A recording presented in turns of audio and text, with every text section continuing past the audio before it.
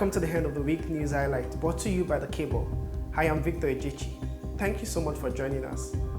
First on our highlight today, N8bn, Chief of Staff to the President Bola Ahmed Tinubu, says he lives in his private residence and not in an official one. He made the clarification on Tuesday following social media reports that 10 billion has been earmarked in the 2024 appropriation bill for the renovation of the residence of the Chief of Staff. Mohammed Idris, Minister of Information and National Orientation, says only 422 people out of the record of 1,411 member delegation from Nigeria were sponsored by the federal government to attend the ongoing climate change conference in Dubai. Nigeria led Africa's largest delegation to COP28. Jimoh Ibrahim, Senator representing Ondo South, has criticized the administration of former President Muhammadu Buhari for destroying the Nigerian economy. Here's what he said during a televised interview on Monday. Jonathan left a positive $15 billion GDP to coin account. 2 years after Buhari came in, it's negative $17 billion. That's my NDHS in Cambridge. So every of the variables went negative in the Buhari administration. This went wrong. And all these rails, airport were built by Jonathan, and then you cannot even report a one single project that cost $1 billion that Buhari actually funded. Several workers at federal ministry, department and agencies are yet to receive their November salaries. One of the affected civil servants who spoke with The Cable said some workers at the Federal Ministry of Labour and Employment have not been paid since October. The staff, who asked not to be named, said they were told that the government is broke. But Bawa Mokwa, Director of Press at the Office of the Accountant General of the Federation, said the delay in payment is as a result of technical issues experienced with the Integrated Personnel and Payroll Information System Unit, which is responsible for the payment. The House of Representatives Committee on Public Petition has issued a warrant of arrest on Olayemi Kadoso, the CPN governor, for refusing to appear before it to answer questions on their operations. We have Balawunti of NAPIMS, we have the GMD, CEO NNPCL, the governor of Central Bank, the Accountant General of the Federation, the MD Ethiope Instant E&P Company Limited. The committee also ordered the arrest of 17 others. The Economic and Financial Crime Commission, EFCC, is proposing to spend $2.6 billion for the procurement of vehicles in 2024. The Anti-Graft Agency is also seeking $1.9 billion for some staff members, including Ola Olukoyede. Its chairman has extra codes for international travels in the next fiscal year. According to the Commission 2024 budget breakdown, the agency is proposing $16 billion for foreign trips. The budget office only approved $607 million. President Bola Tinubu and Vice President Shettima will spend $8 billion for both local and international trips in the coming year. According to the 2024 appropriation bill, the travel expenditure is contained in the budget of the State House operations for the President and the Vice President. Tinubu on November 29 presented a proposed 27 trillion budget for the 2024 fiscal year to the National Assembly for consideration. To be here today to present my administration's 2024 budget proposal. The federal government says Nigeria will soon have the largest electric mass transit fleet in Africa.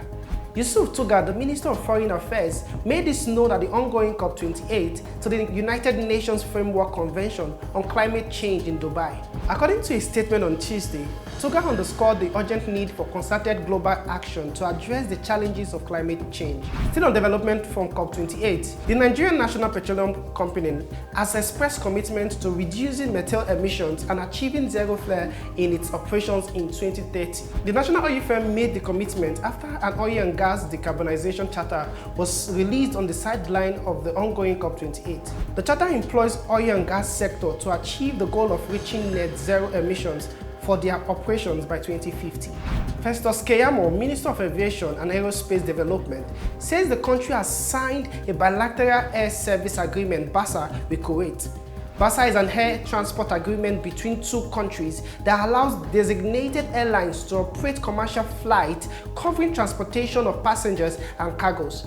The minister said the agreement was signed at the ongoing International Civil Aviation Negotiation event organized by the International Civil Aviation Organization in Riyadh, Saudi Arabia. Nasiru El-Rufai, former governor of Kaduna, has announced plans to launch a $100 million venture capital fund for startups in Nigeria, especially those in Kaduna tech ecosystem. El-Rufai, who disclosed the development in an interview with Business Day, also announced the launch of the firm Afri Venture Capital Company Limited via his X handle on Monday. He said the firm will become operational in January 2024. Procter & Gamble, P&G, an American multinational consumer goods company, says it has planned a transition from local production to solely importing its product as it winds down its on-ground presence in Nigeria. Andre Shorten, Chief Financial Officer of P&G, disclosed this on Tuesday during his presentation at the Morgan Stanley Global Consumer and Retail Conference in New York. P&G is the manufacturer of common Nigerian household items such as Pampers, Always, Oral-B, Area, Ampipo, Safeguard, Olay, and Gillette. ECOWAS Court of Justice has ordered the government of the Republic of Benin to pay Sunday Adeyemo, popularly called Igbohu, 20 million CFA for unlawful detention. The court ordered that the money should be paid within 3 months. Igbohu had on February 10th filed an application before the court challenging his arrest and detention in the French-speaking country. A federal high court in Abuja has ordered INEC to identify officials involved in the registration of underage voters across the country within 90 days. Obiera Iguatu, the presiding judge, also ordered that the culprit be handed over to the appropriate law enforcement agency for investigation and possible prosecution. The Kaduna government says the Nigerian army has accepted the responsibility for the death of some residents of Tundubiri community in the Gabi local government area of the state. The unfortunate incident that happened on Sunday occurs as a result of error on the part of Nigerian army personnel. So we are ready to take responsibility for the medical bills of those ones in the hospital and also provide other support to the entire community so that they can live their life more worthwhile. Some reports have put the death toll from the strike at over 30, with scores left injured. The Lagos State Safety Commission has sealed off Monaplex plastic factory after the cable's two-part investigation exposed the poor working conditions of workers in the state. The first part of the report investigated the condition of Matthew, a 29-year-old worker whose hand was stuck in the base of an active missile while on night shift on August 31st. The story also exposed the failure of the company to provide protective and safety measures for its workers. The Federal Road Safety Corps, FRSC, said vehicle inspection officers, VIO, and ancillary state agencies have the powers to arrest traffic violators. BC Kazim, Deputy Corps Marshal, disclosed the development in a statement on Wednesday while reacting to a comment by Ahel Ibrahim, FRSC Central Business District Commander in Abuja. Operatives of the National Drug Law Enforcement Agency, NDLEA, have repelled an attack by armed hoodlums inside the forest in Edo. The agency said the government prevented the raid of their warehouses in a forest in Okuje community, Onwa West local government of Edo State. And now on sport, Nigerian Victor Osimhen and Asisat Oshoala have made the final shortlist for the annual CAF Awards. Favorite for the highest individual honor in Africa, Osimhen led Napoli to its first Italian Serie A title in 30 years last season. Some players and club officials were injured following an attack on Sunshine Stars team bus by gunmen along Orebini Expressway. According to a statement by Michael Akintunde, the club media officer, the attack happened on Thursday afternoon. And now on entertainment, Bolanle Ninalowo, the Nigerian actor, has taken responsibility for his failed marriage to Bumi, his wife of 18 years. In September, he announced the end of his marriage to Bumi, citing irreconcilable differences. During an interview with TVC, the actor addressed his role in the separation.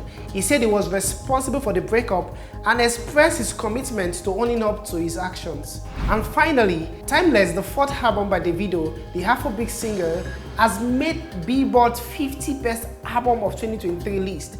In the list released on Wednesday, Davido clinched the 39th spot. Timeless was released on March 31st.